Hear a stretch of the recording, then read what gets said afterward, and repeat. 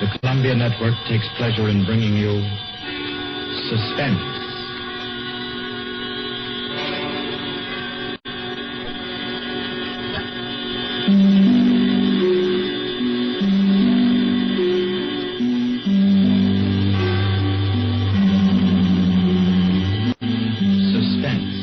Columbia's parade of outstanding thrillers, produced and directed by William Spear and scored by Bernard Herrmann. The notable melodramas from stage and screen, fiction and radio, presented each week to bring you to the edge of your chair, to keep you in suspense.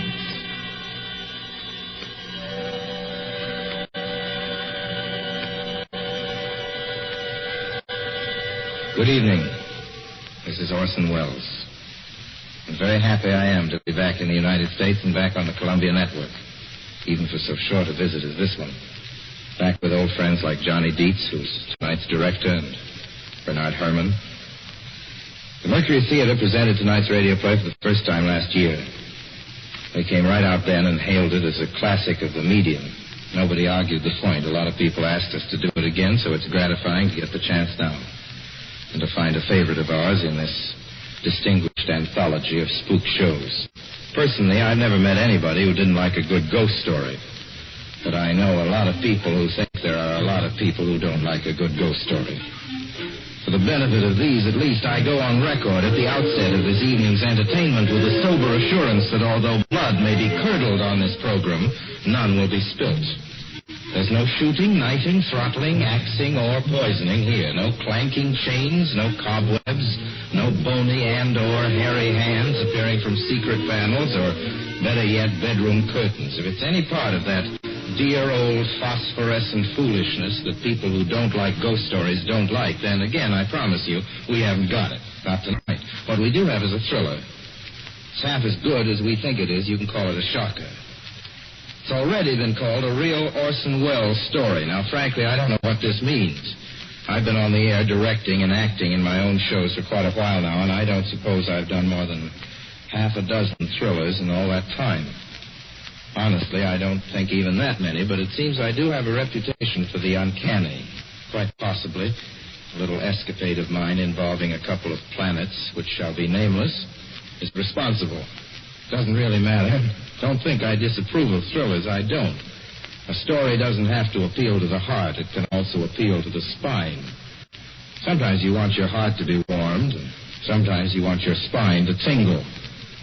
The tingling, it's to be hoped, will be quite audible as you listen tonight to The Hitchhiker. That's the name of our story, The Hitchhiker.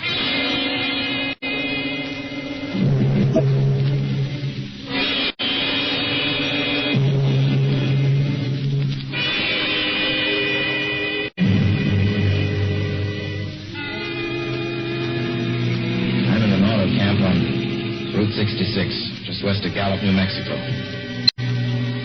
If I tell it, perhaps it'll help me.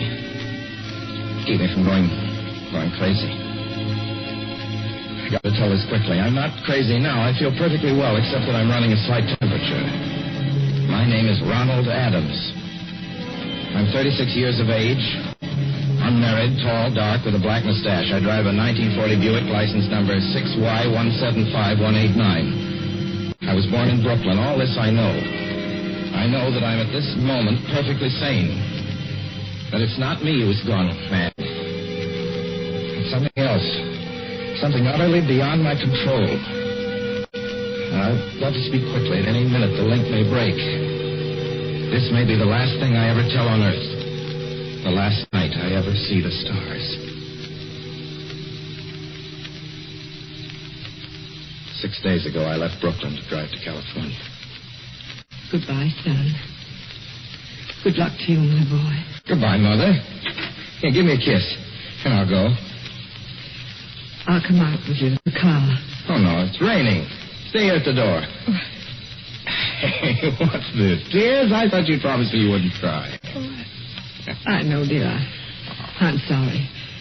But I do hate to see you. I'll be back. You'll only be on the coast 3 months. It isn't that. It's just the trip. Ronald, I wish you weren't drowning. Oh, Mother, there you go again. People do it every day. I know, but You'll be careful, won't you? Promise me you'll be extra careful. Don't fall asleep or drive fast or pick up any strangers on the road. Oh, gosh. I think I was still 17 here, you Oh.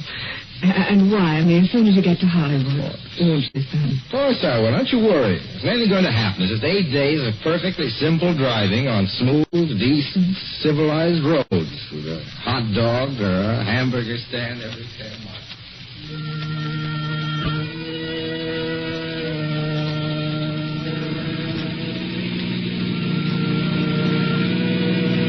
I was in fine spirits. The drive ahead of me, even the loneliness, seemed like a lark. I reckoned without him. Crossing Brooklyn Bridge that morning in the rain, I saw a man leaning against the cables. He seemed to be waiting for a lift. There were spots of fresh rain on his shoulders.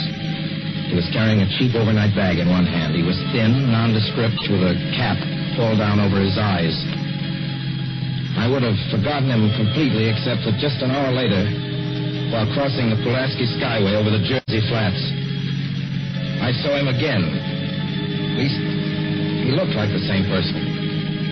He was standing now with one thumb pointing west. I couldn't figure out how he got there, but I thought probably one of those fast trucks had picked him up, beat me to the Skyway, and let him off. I didn't stop for him. And late that night, I saw him again. It's on the new Pennsylvania Turnpike between Harrisburg and Pittsburgh. It's 265 miles long with a very high speed limit. I was just slowing down for one of the tunnels when I saw him standing under an arc light by the side of the road. I'd seen quite distinctly the bag, the cap, even the spots of fresh rain over his shoulders. He hallooed at me. On the gas like a shot. It's lonely country to the Alleghenies, and I had no intention of stopping. Besides, the coincidences, or whatever it was, maybe the Willies. Stopped at the next gas station.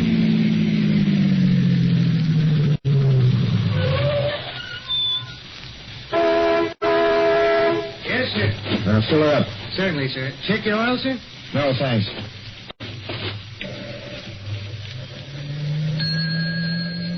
Nice night, isn't it? Yes. It hasn't been raining here recently, has it? Not a drop of rain all week. Oh? Oh, I suppose that doesn't done your business any harm. Oh, people drive through here all kinds of weather. Mostly business, you know. There aren't many pleasure cars out on the turnpike this season of the year. I suppose not. What about hitchhikers? Hitchhikers here? What's the matter? Don't you ever see any? Not much. If we did, it'd be a sight for sore eyes. Why? Oh, I'd be a fool who started out to hitch rides on this road. Look at it. Then, you've never seen anybody? No. Maybe they get the lift before the turnpike starts. I mean, just before the toll house. But then it'd be a mighty long ride. Most cars wouldn't want to pick up a guy for that long a ride. And this is pretty lonesome country here. Mountains and woods. You ain't seen anybody like that, have you? No. Oh, no, not at all. It's just a technical question. I see. Well, that'll be just $1.49 with the tax.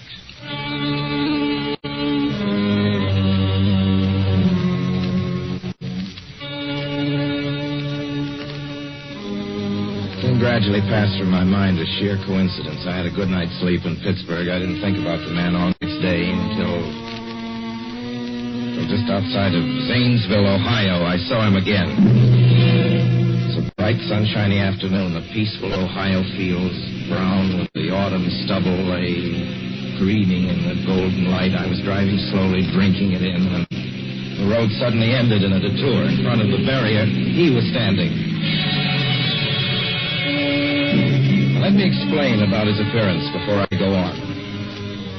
I repeat, there was nothing sinister about him. He was as drab as a mud fence. Nor was his attitude menacing. He merely stood there, waiting, almost drooping a little, with a cheap overnight bag in his hand. He looked as though he'd been waiting there for hours. And he looked up. He hailed me. He started to walk forward. Hello? Hello? Hello? No, not just now. Sorry. Going to California? No, not today. The other way, going to New York. Sorry.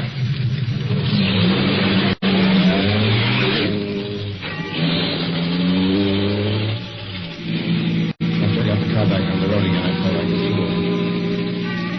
Yet the thought of picking him up, of having him sit beside me, was somehow unbearable. At the same time, I felt more than ever unspeakably alone.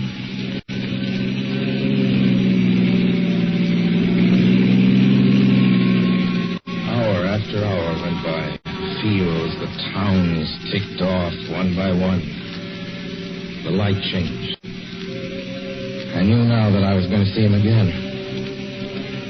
And though I dreaded the sight, I caught myself searching the side of the road, waiting for him to appear.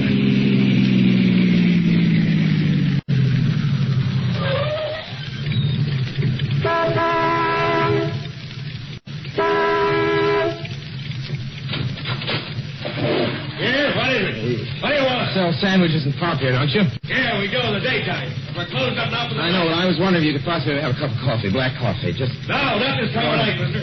My wife's a cook. She's a man. Don't shut the door, please. Listen, just a minute ago... just a minute ago, there was a man standing here right beside the stand, a suspicious-looking man. I don't mean to disturb it. And you see, I was driving along when I just happened to look, and there he was. How's he doing? Well, nothing. You've been taking a nip, that's what you've been doing. Now, on your way before I call out Sheriff Oates.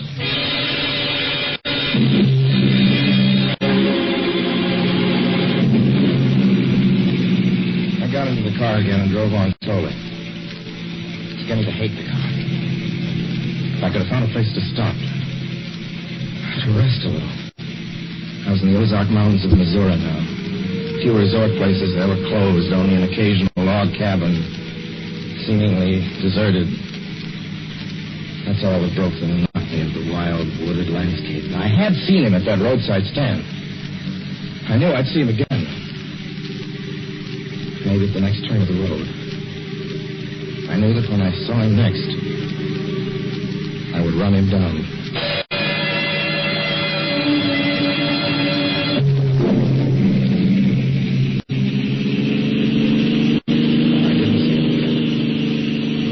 I didn't see him until late next afternoon. Stopped a car at a sleepy little junction just across the border into Oklahoma to let a train pass by. When he appeared across the tracks, leaning against a telephone pole. Perfectly airless, dry day. The red clay of Oklahoma was baking under the southwestern sun. Yet there were spots of fresh rain on his shoulders. I couldn't stand that. Without thinking, blindly, I started the car across the tracks. He didn't look up at me. He was staring at the ground. I stepped on the gas hard, veering the wheel sharply toward him. I could hear the train in the distance now, but I didn't care. And something went wrong with the car. The train was coming closer. I could hear its bell ringing and the cry of its whistle. Still, he stood there. And now I knew that he was beckoning me to my death.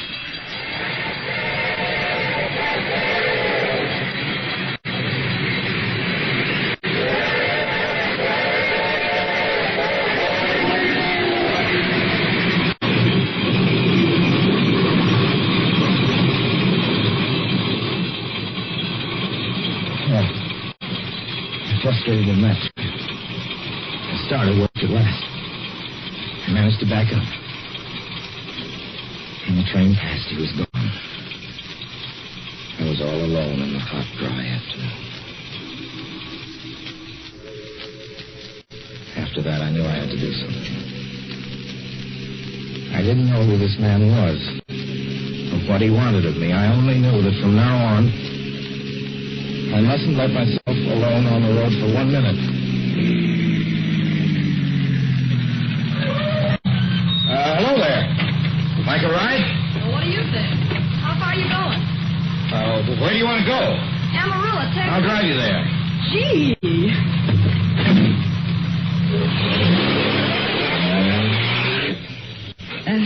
Mind if I take off my shoes?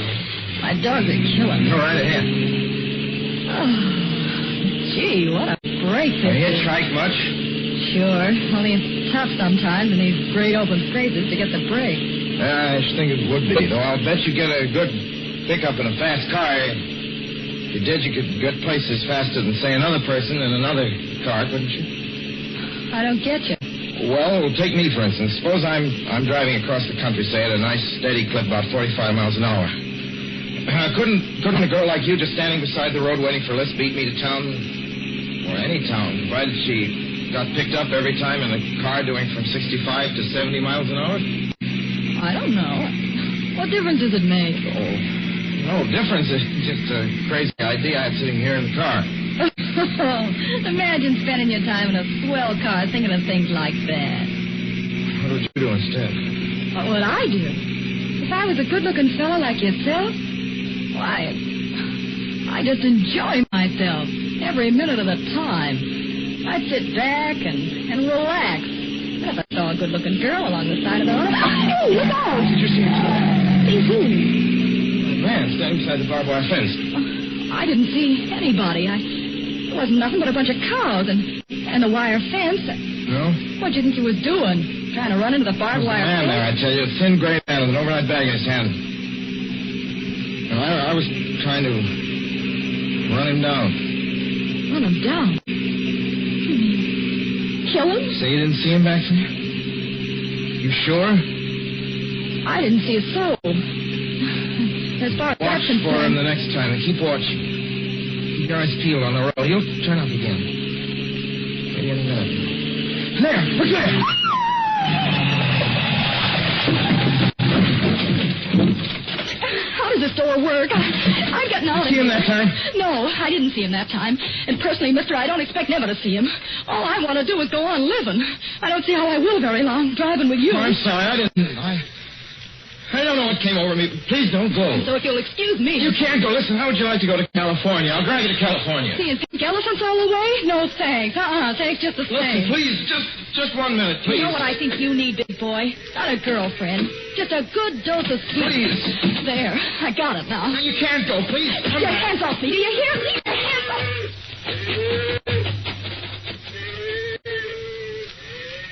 She ran from me. As though I were a monster. A few minutes later, I saw a passing truck pick her up. I knew then that I was utterly alone. It was in the heart of the great Texas prairies. There wasn't a car on the road after the truck went by. I tried to figure out what to do, how to get hold of myself. If I could find a place to rest, or even if I could sleep right here in the car for a few hours along the side of the road. I was getting my winter overcoat out of the back seat to use as a blanket when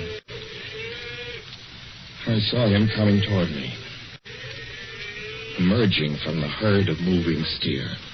Hello?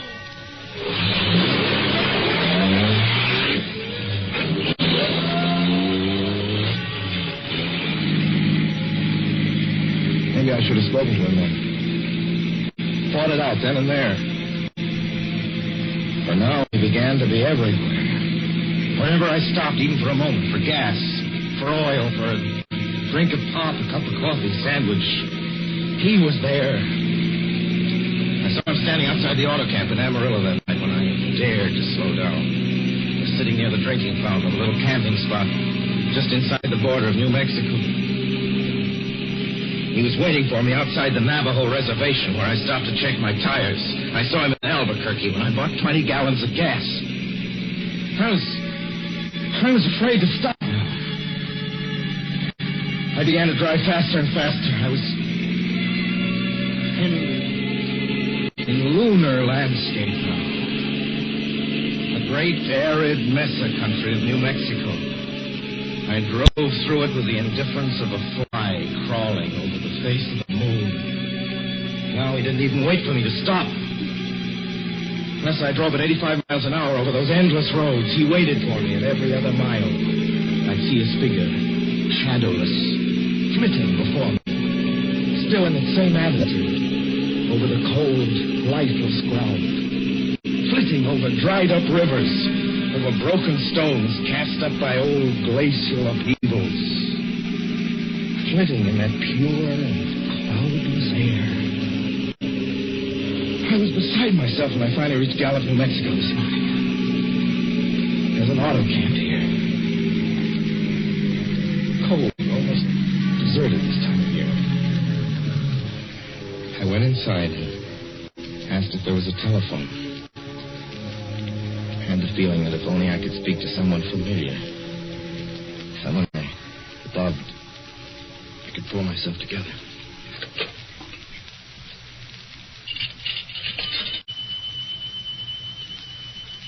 Your call, please. Long distance. Long distance, certainly. This is long distance. I'd like to put in a call to my home in Brooklyn, New York.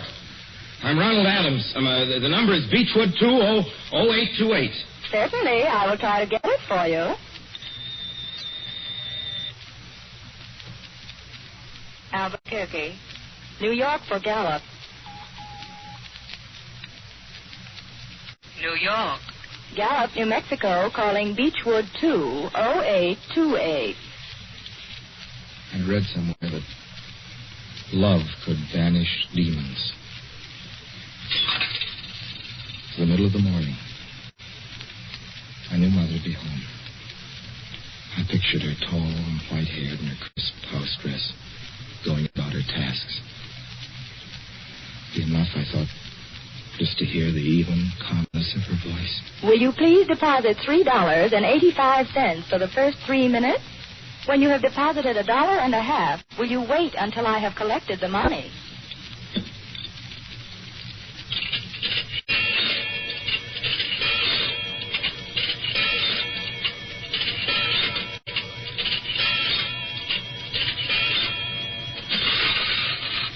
All right, deposit another $1.50.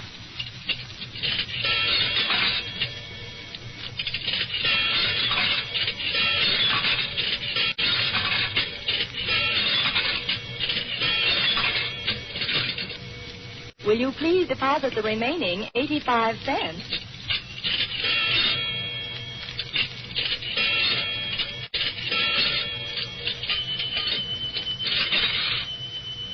Ready with Brooklyn. Go ahead, please. Hello?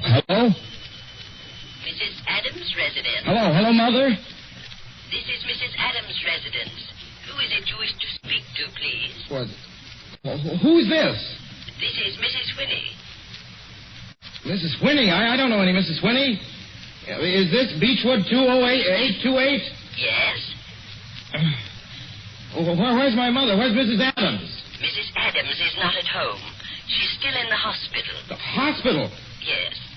Who is this calling, please?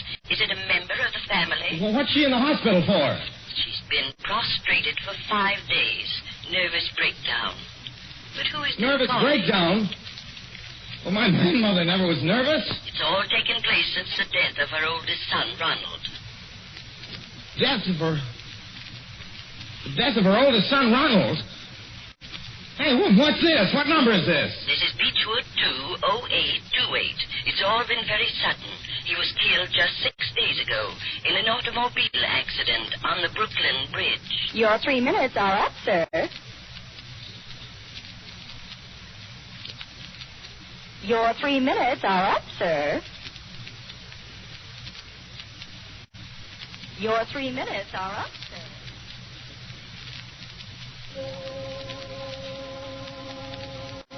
And so I'm sitting here in this deserted auto camp in Gallup, New Mexico. I'm trying to think. Trying to get hold of myself. Otherwise, I'm going to go crazy. Outside, it's night. The vast, soulless night of New Mexico. 1 million stars are in the sky. Ahead of me stretch 1,000 miles of empty mesa. Mountains, prairies, desert. Somewhere among them, he's waiting for me. Somewhere I shall know who he is and who I am.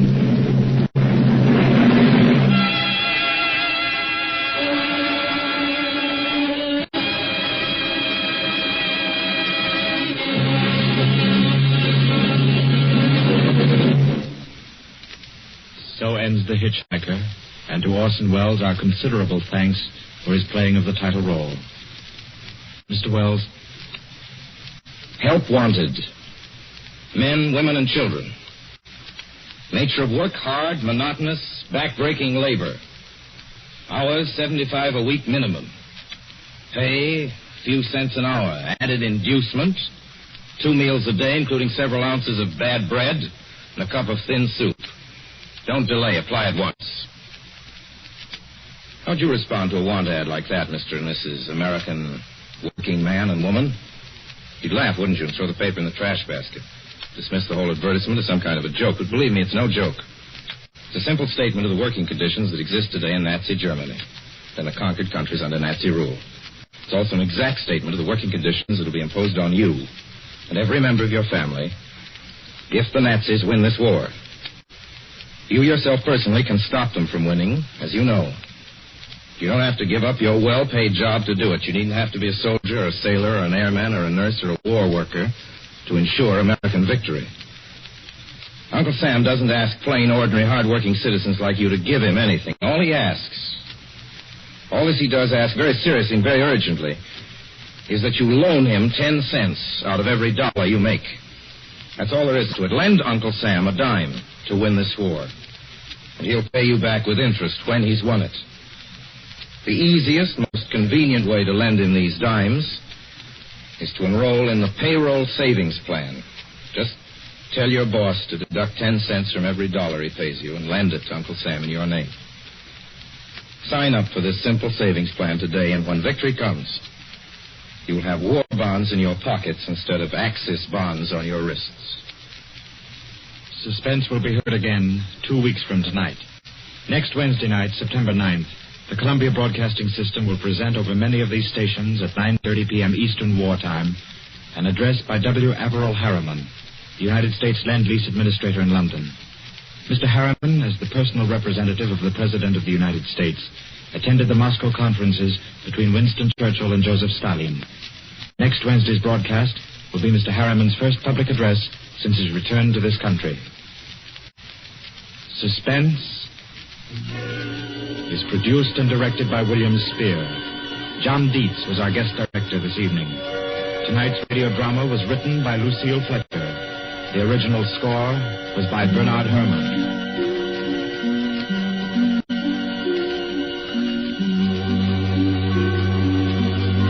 This is the Columbia Broadcasting System.